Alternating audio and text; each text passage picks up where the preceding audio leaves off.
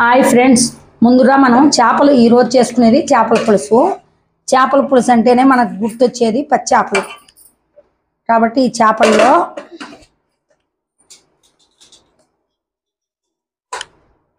ఈ చేపల్ని శుభ్రంగా కడిగి పెట్టుకున్నాము. కడిగి పెట్టిన చేపలకి ఉప్పు,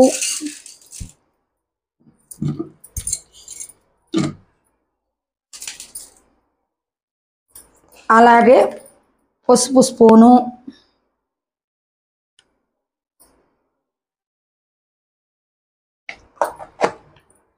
అలాగే కొంచెం కారం కొంచెం ఎక్కువగానే ఉండాలి చేపలకి.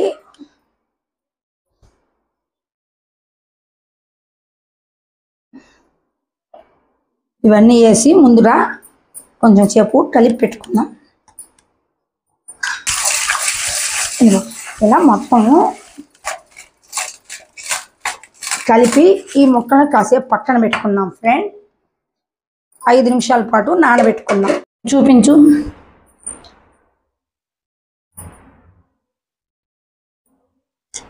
ఇప్పుడు బాండవులు పొయ్యి మీద పెట్టుకొని దీంట్లో ముందుగా కొంచెం మెంతులు ఎంచుకుందాం.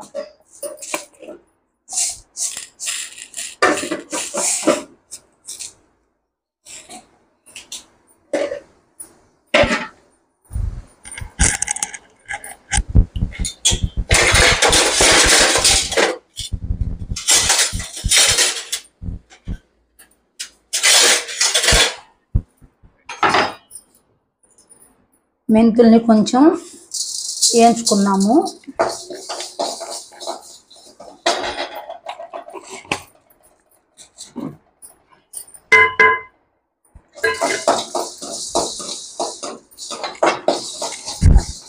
ఇవి చివర్లో కొంచెం పొడి చేసి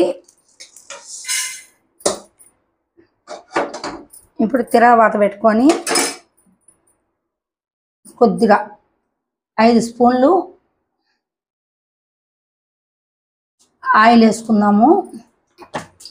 ఆ ఆయిల్లో కరివేపాకు ఒక రెమ్మ,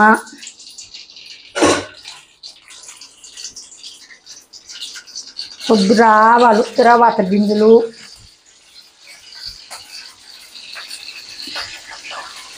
అలాగే ముందుగా తరిగి పెట్టుకున్న ఉల్లిపాయ ముక్కల్ని వేసుకున్నాము.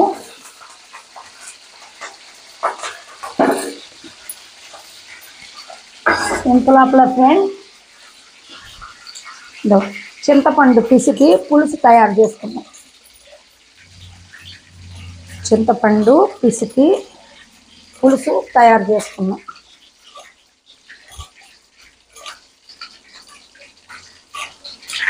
చూడండి ఫ్రెండ్, ఈ పులుసుని ఈ నానబెట్టుకున్న ఉప్పు, కారం, పసుపు వేసి నానబెట్టుకున్న చేపల్లో వేసుకుందాము.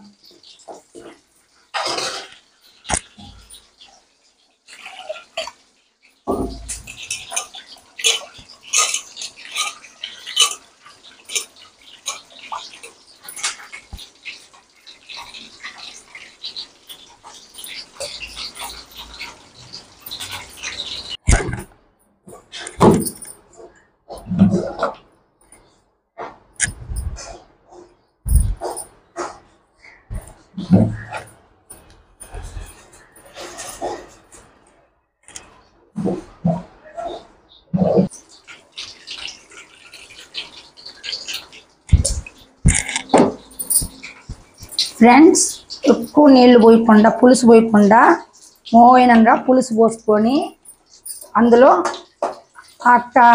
ఉప్పు, కారం అన్నీ వేసి కడాయి పెట్టుకున్న చేప ముక్కల్ని వేసేసుకున్నాం. ఈ కళాయిలో తాలింపు వేస్తున్నాం. చూడండి ఫ్రెండ్, ఎర్రగడ్డలు వేగాయి. తర్వాత టమోటాలు వేసేసి వేయించుకుంటున్నాం.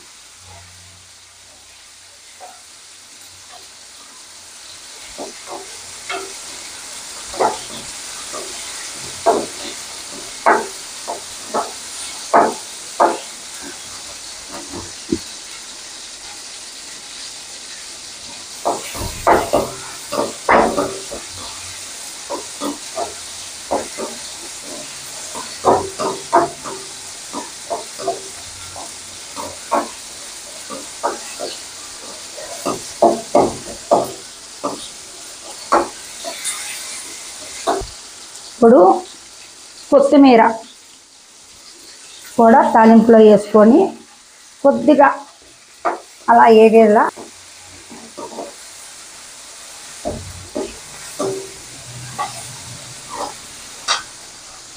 ఇప్పుడు ఈ పులుసుని స్టవ్ మీద పెట్టుకొని ఈ తాలింపు కూడా అందులో పోసేసుకున్నాం. ఒకసారి మొత్తం కళాయి పెట్టుకొని సన్న మంట కాకుండా హై మంట కాకుండా మీడియం మంట పెట్టేసి ముందు చేపల కూరని ఉడకబెట్టుకున్నాం.